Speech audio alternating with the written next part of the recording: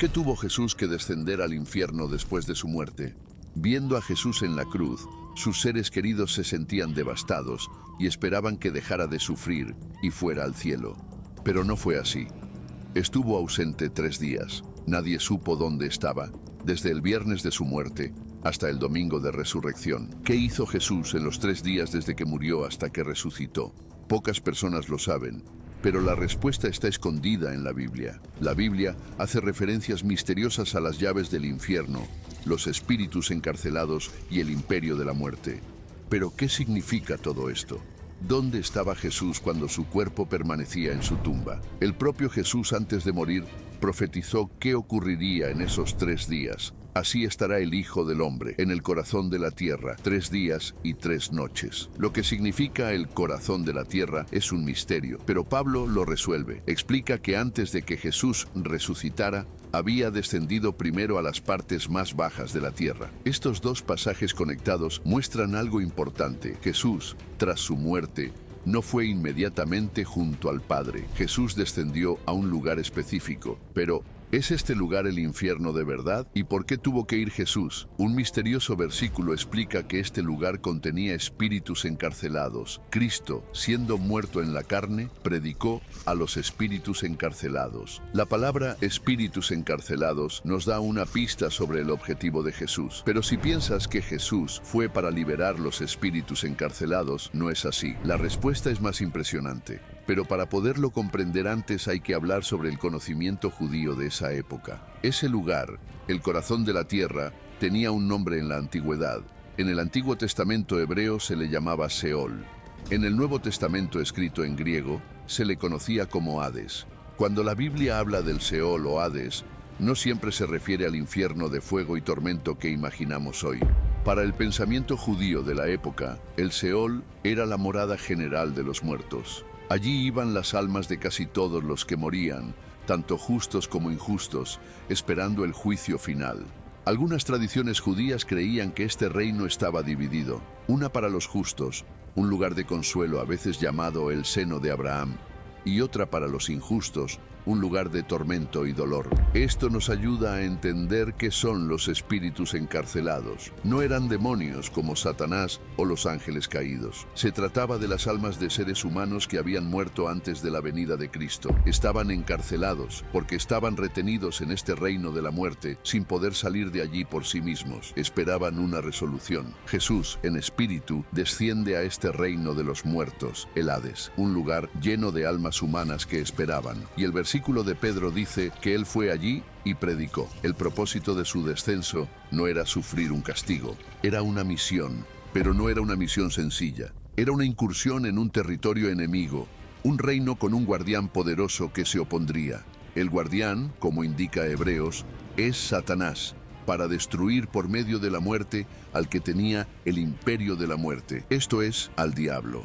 La Biblia indica en ese versículo que Satanás tiene el imperio de la muerte. Esto significa que el poder de Satanás no era solo tentar a los vivos. Su dominio se extendía al destino de los hombres tras la muerte. Tenía autoridad sobre este reino y mantenía a las almas prisioneras bajo el poder de la muerte. Nadie que entraba allí podía salir por su propia fuerza. Jesús, por tanto, descendió a un reino gobernado por su mayor adversario. Y aquí es donde aparece otra pista crucial.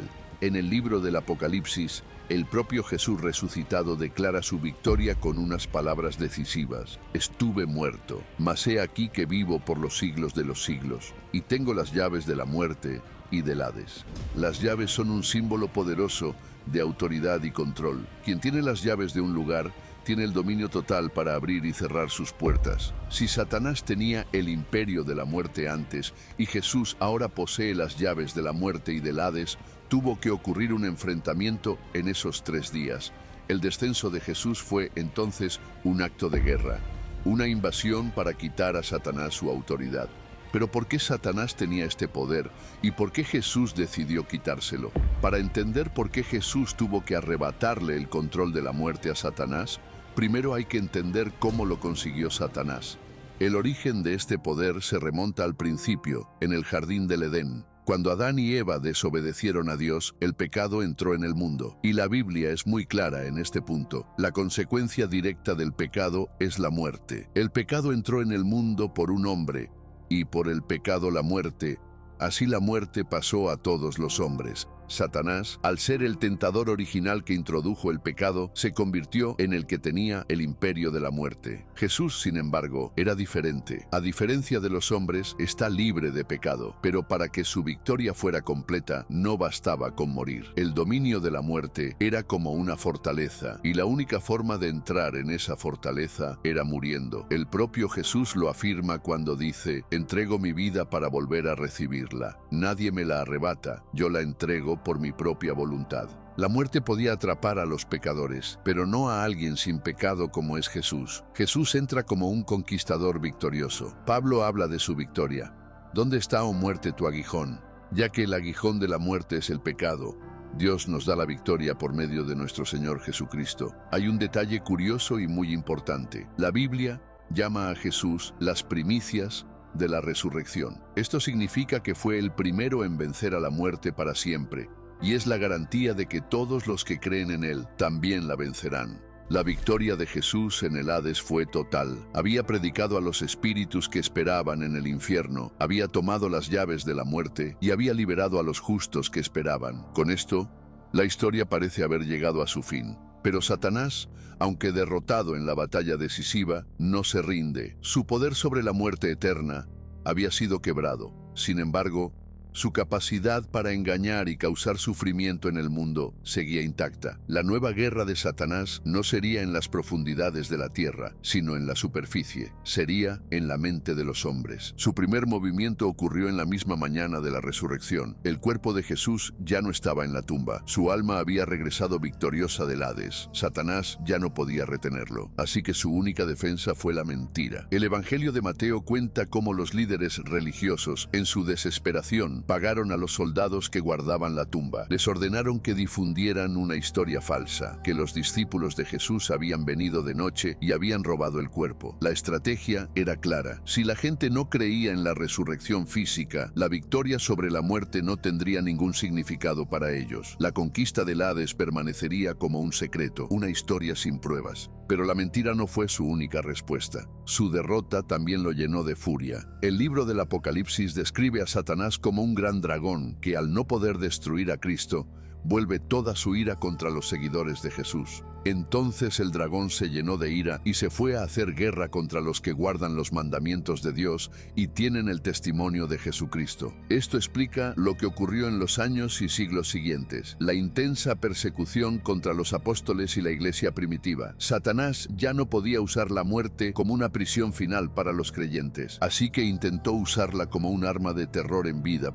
Su defensa se convirtió en un ataque vengativo contra aquellos que ahora portaban la promesa de la vida eterna, la misma que él había perdido como carcelero. Así, la victoria de Jesús en el Hades no trajo la paz a la tierra. Al contrario, marcó el inicio de un nuevo tipo de conflicto. Es una guerra por la fe, la verdad y la perseverancia de los creyentes. Un conflicto que, según la Biblia, continuará hasta el día del juicio final, cuando Satanás mismo sea juzgado y su derrota sea absoluta y eterna. Pero hubo otra consecuencia inmediata de la victoria sobre el infierno. En el momento de Jesús morir, los muertos se levantaron y salieron de los sepulcros del cementerio de Jerusalén. Mateo lo confirma. Se abrieron los sepulcros y muchos cuerpos de santos que habían dormido se levantaron y, saliendo de los sepulcros, después de la resurrección de él, vinieron a la ciudad santa y aparecieron a muchos. El descenso de Jesús al reino de la muerte no es solo una interpretación aislada. De hecho, fue tan importante que se incluyó en uno de los textos más antiguos y respetados de la cristiandad, el Credo de los Apóstoles.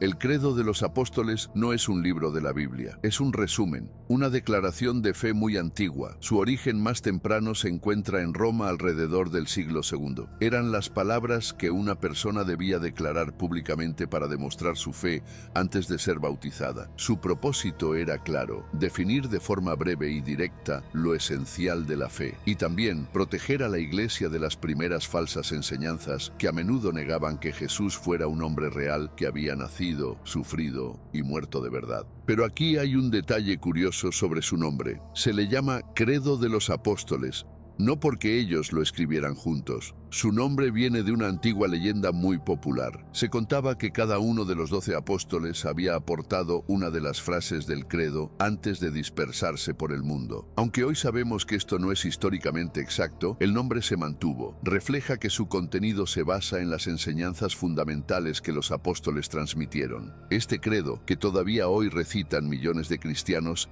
narra la historia de la salvación, y en el centro del relato encontramos una frase muy clara sobre lo que hizo Jesús después de morir. El credo dice: Jesús fue crucificado, muerto y sepultado, descendió a los infiernos y al tercer día resucitó de entre los muertos. Pero la frase descendió a los infiernos no estaba en las versiones más antiguas de este credo. Empezó a aparecer y a hacerse más común en otras declaraciones de fe a partir del siglo IV. Con el tiempo cada vez se cuestionó más que Jesús realmente tuviera las llaves del Hades, y se incluyó en el credo para evitar las dudas. Pero el credo de los apóstoles no es el único texto antiguo que tiene esta creencia. Otros textos cristianos antiguos también la afirmaron de forma aún más contundente. Uno de los más importantes es conocido como el Credo de Atanasio. Este credo es diferente. Es casi un manual teológico, una explicación profunda y muy precisa de las creencias cristianas. Lleva el nombre de San Atanasio, una figura clave del siglo IV. Atanasio fue obispo de Alejandría y el defensor más firme de la fe cristiana contra una idea muy extendida y peligrosa en su época: el arrianismo. Esta enseñanza decía que Jesús no era verdaderamente Dios en el mismo sentido que el Padre, sino una criatura creada. Atanasio luchó toda su vida para defender la divinidad plena de Cristo. Por eso, el credo que lleva su nombre es tan importante. Fue formulado como una defensa contundente y detallada contra estas falsas enseñanzas, definiendo con una claridad total la fe en la Trinidad y en la doble naturaleza de Cristo, divina y humana. Y en su credo se dice claramente sobre Jesús: padeció por nuestra salvación, descendió a los infiernos y al tercer día resucitó de entre los muertos. Pero hay otra historia antigua cristiana que describe el descenso de Jesús. Es un texto antiguo muy popular, conocido como el Evangelio de Nicodemo. Es considerado apócrifo, pero fue inmensamente influyente y respetado durante la Edad Media.